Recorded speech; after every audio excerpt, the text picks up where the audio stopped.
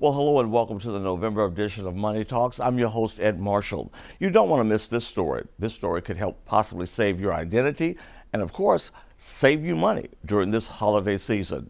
You don't want to miss that story and much more. So come on back.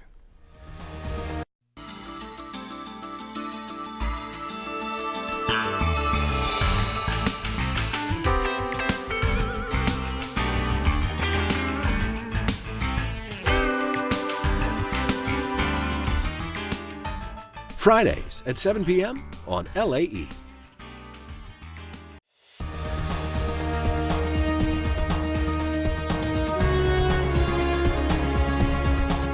Well, welcome back to Money Talks.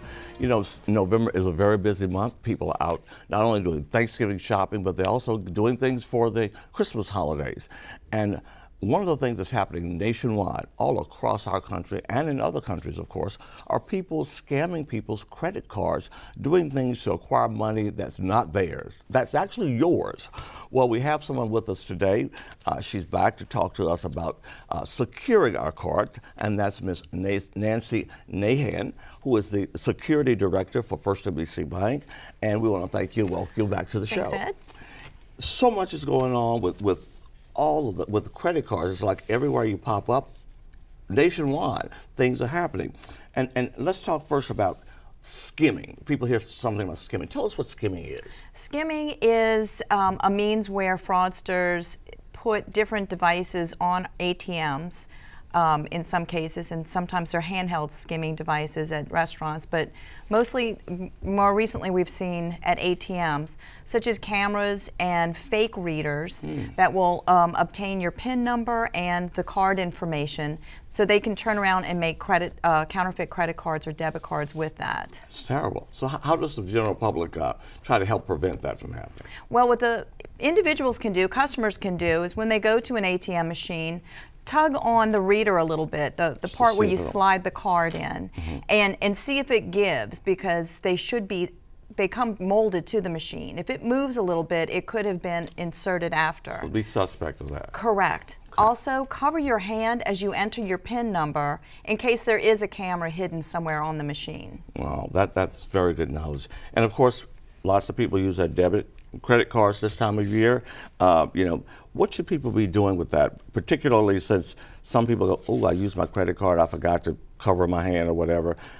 Should they be checking their accounts more regularly now? Yes, always check your accounts. If you can do it daily while you're on your lunch break or first thing in the morning. Most financial institutions have online access so that you can look at that on a regular basis. Also, be cognizant of your PIN code. Don't write it on your card. If your financial institution issues you a PIN code that's difficult to remember, most will allow you to change it to one that you are more familiar with or that it's easier to remember. Well, that's good news. And also, you know, if somebody has your card, you need to report. You need to report immediately. Something's happening in my card. Something is wrong here. Correct. Call the financial institution and let them know that there's some unusual activity. Most financial institutions have a department or a monitoring service that will look at the transactions, and if they start seeing something suspicious, they'll go ahead and block the card temporarily until they can verify whether or not those transactions are legitimate. And that's good, because I had that happen to me when they had like different areas of the country where people were using cards, and my insurance company for one of my cars happened to be in that area, and they blocked it. And then when I called, I found out what it was. I was like, thank you very much, because someone could have had my information. So that was great. That's another good point too. Yeah. If you are traveling, let your financial institution know, so if they start seeing transactions popping up in that area, they won't inconvenience you by blocking the card. How safe is Andrew? What is it called? Andrew Pay and Apple Pay? Is that some things that people ask about, or? And I don't want to throw you. That's relatively new, and I have not heard anything about it at this point where it's not safe. Yeah. That is uses a type of technology where you have to have a certain reader that will accept that type of payment by phone. Okay, because the reason I asked that, millennials do that a lot. Yes. I got a little call in my ear saying, ask her about that while she's here too as well, because you know, people go on and they're just constantly, buying stuff off of off of the net, as they say. Correct. But let's talk about something that, and by the way, we want to say financial institutions. We're meaning not just banks, we're talking about credit unions, any place that has these ATMs and access to the public. All these are susceptible to these things, correct? Correct. All righty. Chip cards.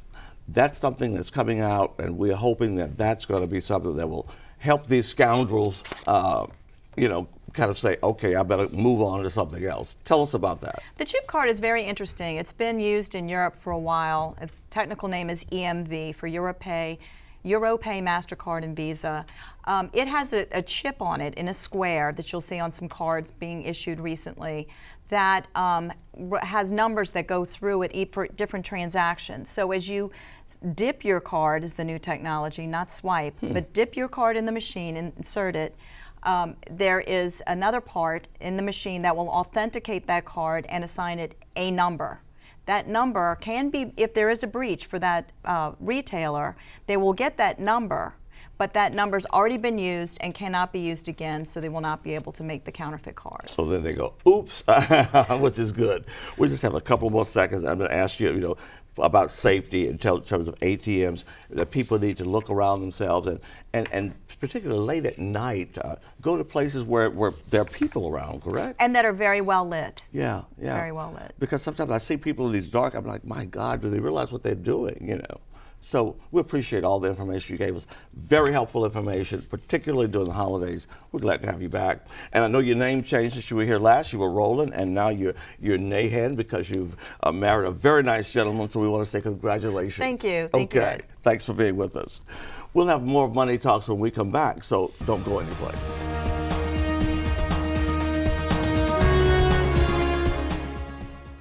Nightly Business Report. A new team, new editorial resources around the globe. Chaos here continues. The same objective, insightful analysis of the top business news of the For the day. Nightly Business Report, I'm John Ford. Every weeknight, a half-hour wrap-up of complete market coverage. With the business and economic stories that are crucial to you. Television's longest-running business program. Nightly Business Report. Weeknights at 5:30 p.m. on WLAE. Well, this is November, and most of us are getting ready to do a whole lot of shopping, and not only for Thanksgiving, but also for the holidays coming up after that, Christmas, Hanukkah, all those things. And there's some safety tips that need to be attended to. And for that, we turn to our president and CEO of Crime Stoppers, Ms. Darlene Costanza, with our Crime Stoppers Minute. So welcome back. Thank you, Ed. Tell us some of the things that we need to be aware of. Always be observant, first off, where you are parking, where you're going through the malls. You want to make sure that you're kind of in the mid-traffic flow. Look at the lighting in the parking lots. If you're going to be there in the evenings, make sure you're under a lighted area. Always in doubt, if you're ever in doubt and feel threatened, there is security at every single mall. Ask the security to walk you to your car. And probably the number one thing, though, is do not leave things in plain view in your car and lock your vehicles. Because it's so enticing. They look at it and say, well, nobody's around. Absolutely. I like to call it, hey, let's go shopping in the parking lot, because they're looking at your car and looking to see what belongs they can take. So that's the first thing we hear about is theft from cars, people breaking into cars. And then other things is don't carry a lot of cash. I mean, don't make yourself an easy target. Keep your belongings very close to you. If it's a purse, make sure it's zipped in the front, not versed in the back, or your money, your wallet in your front pockets. And just be very observant around you. It's a great season. This is my favorite season, but just a little few common sense things can make it where you don't get, become a victim. If you're out there with your kids and packages, be sure to kind of handle all that. Make sure you're watching always, who's around your packages. And if you got that many, walk out to the car, lock them in your trunk, and go back in and shop some more. Right. But make sure, and if you got your kids with you, though, you got to be really cognizant, right? Yes, you do. You never want to assume that your kids are going to not just wander off and talk to strangers or whatever, get lost in the shuffle of the mall. So they need to know to stay by you. If they're ever lost, you need to have a meeting place. You need to explain to them, this is where the security guard is. This is a safe place to go to. Or I want you to go to an adult that's at the cash register of a store, perhaps if you're inside the store. Okay. And very quickly, last month you had a youth peace congress with students talking about crime. and first, thanks to you guys, First NBC Bank, but yes, we had almost 200 students having a dialogue about what it means. What is violence doing to their lives now? How is it affecting us? How is it affecting young children? And if we want to look 5 and 10 years down the road, how do we make a difference? What do we really need resource-wise? It was incredibly moving to hear these children, these teens' concerns. Yes. Over 50 schools were represented, and we're going to bring that information, we're going to pin it into a letter and send it to our new governor. So looking forward to see that response. Darlene, thank you. Thanks for being with us always. you. Okay. We're turning now to more news for our Ask Ashton question. That's where community leader Ashton Ryan gets comments on from our Facebook and from people writing into the station wanting questions answered. And this pertains to, of course, all of us remember the financial crisis from 2010 regarding the mortgage industry. At that time, the folks in Washington instituted a new Consumer Protection Act. So James Juneau from St. Bernard Parish wants to know, he hears a lot about this Dodd-Frank Act, and he wanted to know from Ashton exactly what it is and what does it do. So here's Ashton's remarks. Dodd-Frank is a major legislative package that was passed after the financial crisis of 08 and 09 and primarily relates to mortgage lending and the number of abuses that were being done in the period before 08 and 09 with subprime mortgages and mortgages that were just unfair to the customer. It is overreach, which often occurs, so it's way too complicated, and like government, the answer is always more regulation, more complication. There were like 7,000 rules that had to be written in order to enforce Dodd-Frank. But at the same time, it does protect the consumer. And that's one of the things that it is valuable for. But like everything, it probably should be toned back. Now we're out of the crisis. We can look back and see what we really need to protect and do better and what we don't need to do, which just becomes bureaucratic nightmare and slows up the customer getting loans or makes it impossible sometimes. So it has good points and bad points. Bankers hate it. Consumers have some advantage out of it, and I think we get the best of both worlds. Over time, we'll tone it down to being an appropriate level of protection for the consumer. And there you have it. You can always ask Ashton a question by getting in touch with us on our Facebook and all of our other social media. And of course, if you want to, you can also write us here at the station. We're going to have much more news when we come back, so stay with us.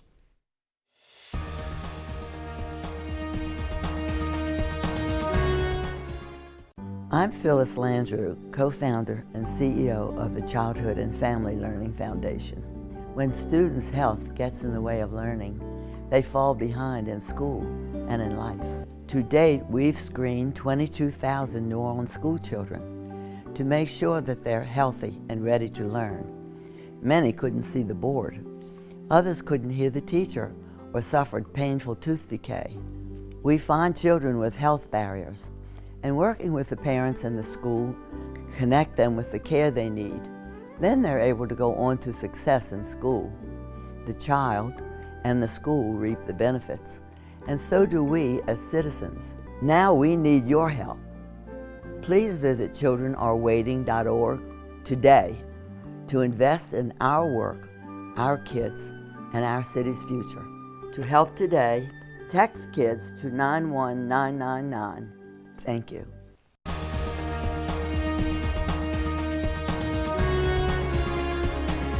Well, welcome back. You may have heard of the American Federation for Children. It is a program that empowers parents to choose the best educational environment for their children so that all children, especially low to moderate income, have access to quality education. There's a local chapter of the American Federation for Children, and the president is Duplessis. It was so much information we wanted you to hear. We thought we would not just have an interview with her, but we call it a conversation with Duplessis. Please watch. The main thrust of the Louisiana Federation for Children, our focus, our goals are to take children who are currently in failing environments, that do not have, whose families don't have the resources to choose to put them somewhere else. Now, choice comes in many, many factors. A family based on their own personal wills can choose that my child will do better in a Catholic environment. And so what our scholarship program does is it offers that child to have a voucher and to take the money that's already allocated, that's already there, that $8,500 that the state has allocated for that child. You take those dollars in a voucher and you go and you buy the education, or you choose the school that works for your child. Now, the school has to participate as well, but what we've done is to say, there are resources there. There $8,500, that's the kind of the average to go on, that's available. But right now in the traditional model, that $85 was only going to a traditional public school, whether that school was providing the necessary education for your child or not, or the nourishment for that child. So what we've done is we've said, the money should follow the child. And if that family decides that I want to send my child to a charter school, charter schools or public schools, it will get the traditional funding, then I'd like to have the opportunity to choose that school. If I've decided I'd like to raise my child in a Catholic environment or a private Baptist environment, then that parent should have that right to take the funds that are already being used and choose the education that they desire. We have a very robust outreach program within Louisiana Federation for Children. In addition, we've partnered with a number of other organizations such as BAO, the Black Alliance for Educational Options. We've partnered with some of the charter schools. We've aligned with some of the charter school administrators, and so we do shows like this that are watched frequently, and we get on radio and we get on television, and so we do spend a lot of time reaching out to families. We go into the schools. We try and go into elementary schools and pre-kindergarten, pre-K programs to let families know what options are available to them. But the most important thing, I think, even when families begin to realize that these options are there, we've got to continue to hold our elected officials responsible for the support of these programs. There's still a number of our elected officials across the state who feel like the traditional public school is working in my community, so why touch it?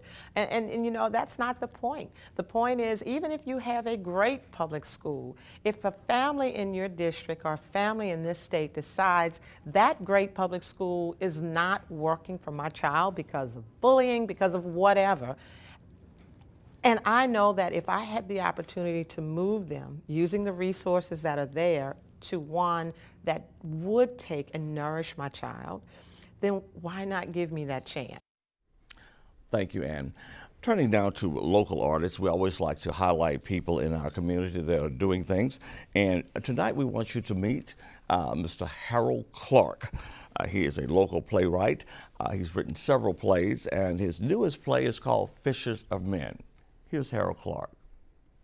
Fishers of Men, actually I wrote this play back in 2012. It debuted in June of 2012 at Dillard University to enthusiastic, sold-out audiences. And so the play has several things that inspired it. Number one, I just was really, really concerned about a lot of the crime that occurs not only here in New Orleans, but across the country. And then I also wanted to look at the subject of redemption. I think at certain points of our lives, we all are in need of redemption, and oftentimes we don't think certain people are worthy of redemption in a sense. So those are principally the two things that inspired the play Fishers of Men. Excellent cast members. We'll start with our youngest cast member, Martin Batts Bradford. He graduated from Dillard University only a couple of years ago, and I tell you, his career has just taken off immensely. He is a regular on NCIS New Orleans, and he's done Scream Queens and all kinds of things. We've got Al Arbery, who plays Deacon Job, he's a mainstay at the Anthony Bean Community Theater. Damian Moses, another great actor, he's done lots of things with Anthony Bean and other theaters around the city. And then also Oliver Thomas, who is our star. Oliver Thomas, a lot of charisma, just a pleasure to work with, and he really brings a lot to the role of Bishop Perilou. This play will take place at the brand new Ashe Powerhouse Theater. It's the third space for the well-known Ashe Cultural Arts Center, which of course is located on O.C. Haley Boulevard. It'll run November 13th through the 22nd. And for ticket information, you can visit www.ashecac.org, ashecac.org, or call 504-433-5498. Sounds interesting. I may have to check it out. Well, you know, most of us have heard about or know some soldier who's come home from war, who has had some injuries, or if not injuries, just has come home from war, and even the ones that are still deployed. Many of those families have a tough time during the holiday season in terms of meeting their financial needs with their families.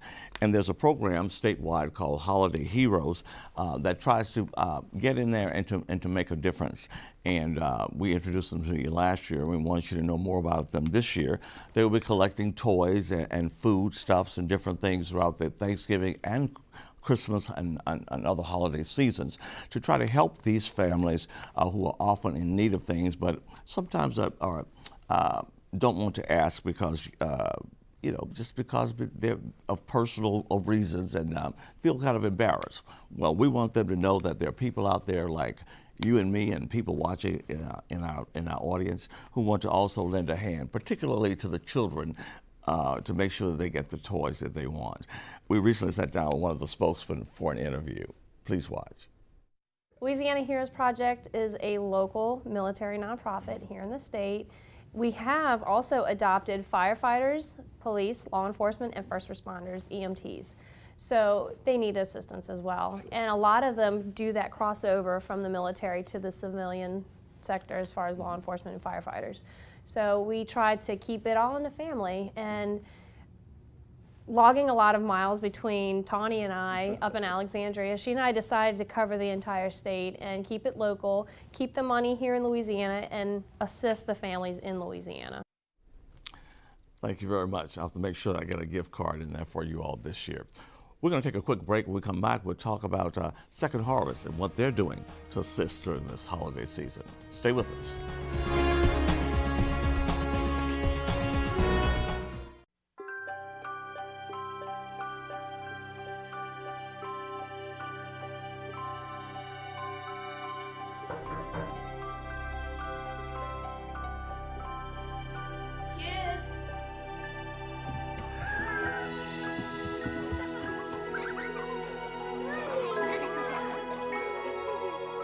Thanks to your generosity, Marines have delivered Christmas to children in need since 1947.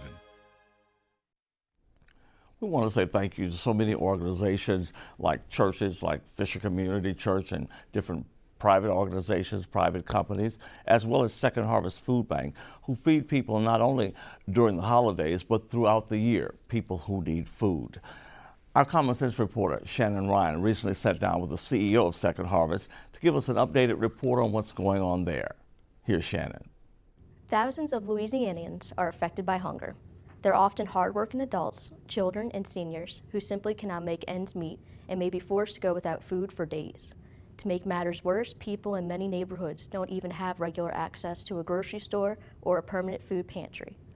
To help out, Second Harvest Food Bank uses a unique mobile pantry, a refrigerated truck that carries fresh food into hard-to-reach neighborhoods throughout southeast Louisiana.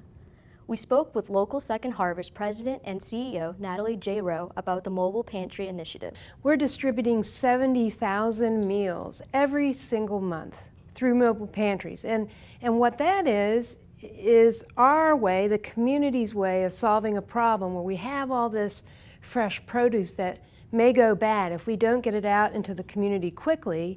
So we drive a truck out there, and then we have volunteers, and in 2 hours we can serve 200 families 6,000 pounds of food.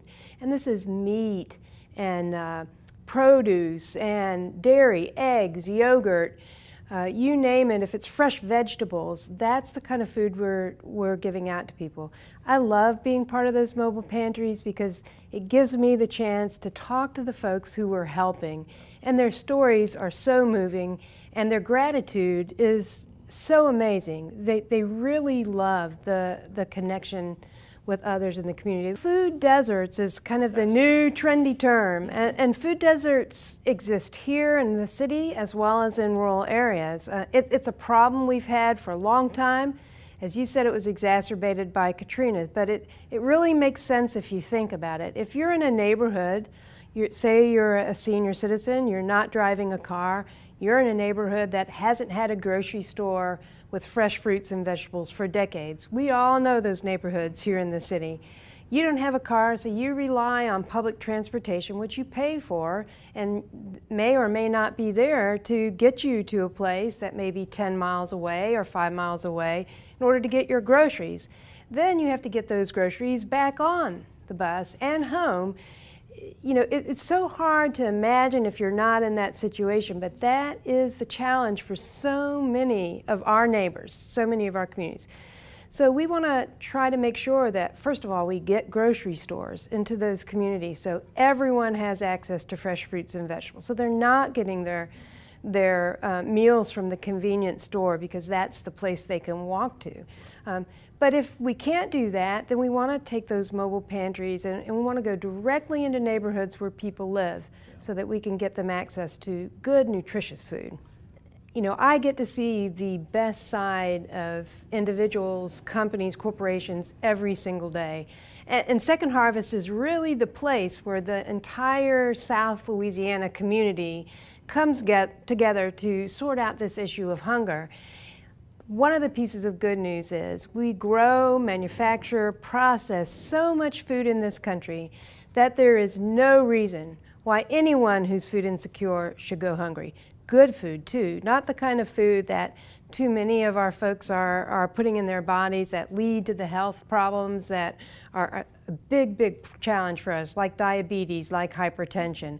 Good food, produce, meat, dairy, and all that food is donated to us.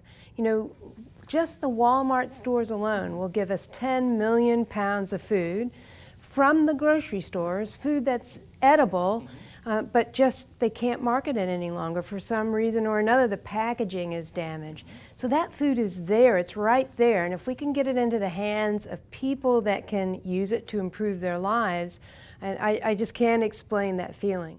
If you would like to help your neighbors through Second Harvest Food Bank, either as a volunteer or donating food, call 734-1322 or check out the website no-hunger.org. I'm Shannon Ryan for Money Talks.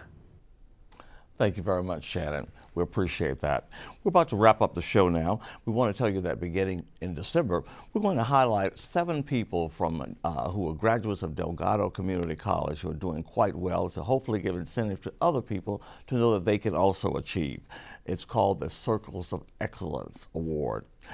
And before we go, we want to also extend our condolence to former president of Xavier University, Mr. Norman Francis, and his family over the loss of his wife, Mrs. Blanche Francis.